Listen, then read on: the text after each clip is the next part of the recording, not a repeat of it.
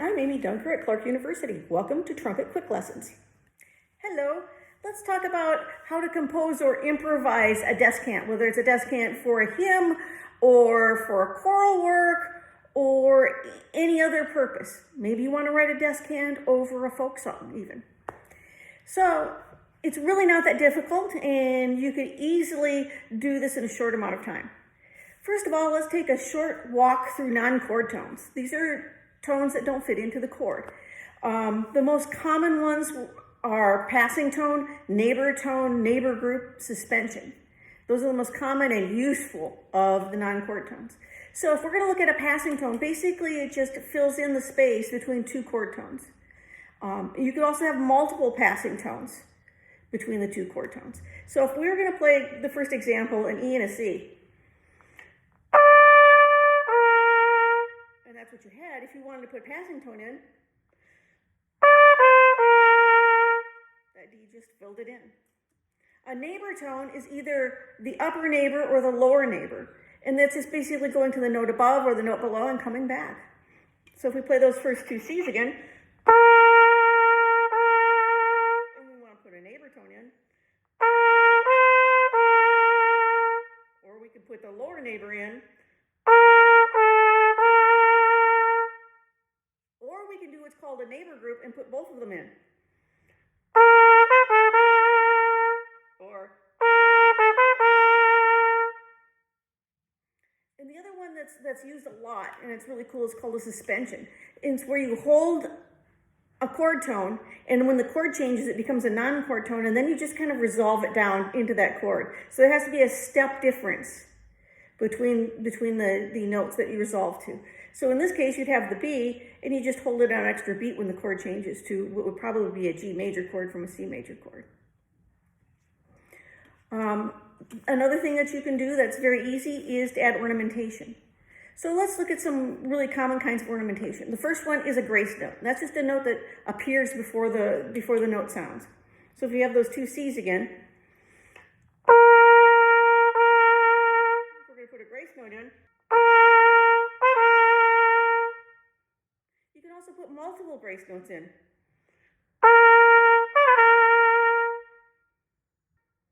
Another one that's used a lot is called the trill, and that's just alternating from one note to the note above. In Baroque music, you start on the note above, like you'd have a little grace note before it. In any other type of composition, you'd start right on the note. So if we have a D and a C, and we want to trill the D,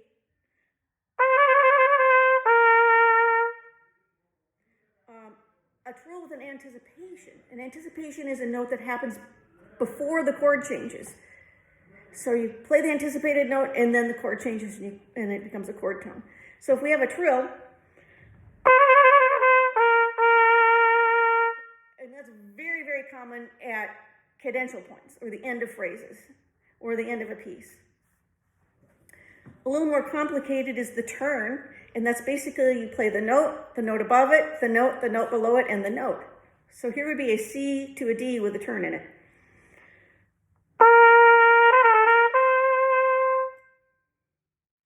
You can also do an inverted turn, which is the other way around. You go C, B, C, D, C. And that usually happens when the notes are going down. When they go up, it doesn't work so well. So if you're going from a C to a B, another cool thing is a mordant. And basically, it's kind of like a little trill that happens right on the note, except you just do it once. So if we're going to do it on a C, we do C, D, C really quickly. Just like that. So those are some common non-chord tones and ornamentation you can use whenever you're playing any type of hymn, folk song, anything you want to dress up a little bit. In descant writing, particularly hymn descant writing, there are kind of like four really common things to do. One of them is basically traditional counterpoint. If a note in the theme goes up, you go down, and vice versa. Most often, the descant appears above the melody, but it can be in any instrument below the melody, as long as it's a strong enough instrument to be heard through the chorus. So if we look at traditional counterpoint in the example, basically the theme is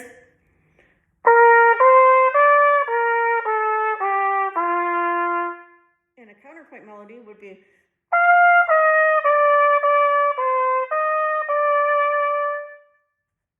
Very common. Another interesting thing to do is do a rhythmic elaboration on that. So if you look there, you can do something as simple as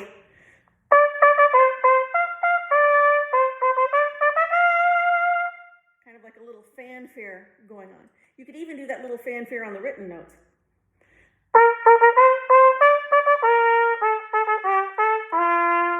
It would be a simple fanfare on the theme, on the hymn theme, or the theme that I gave you. Another very kind of common thing to do is what I call the rapid rise to the cadence, and this often happens at the end of a tune. It's basically 16th notes or other fast notes that go up to a high note, often on trumpet a high G or high C or whatever key it's in, to the tonic most often, and you just have rapid notes that go to it.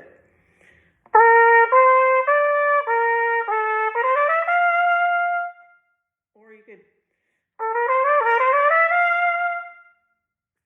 So you can start back as far as you want to bring that along.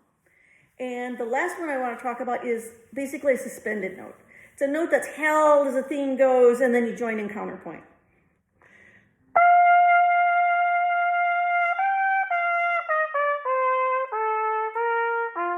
So on and so forth. So using these kind of figures, you can easily write a descant for almost anything you'd like to write a descant for.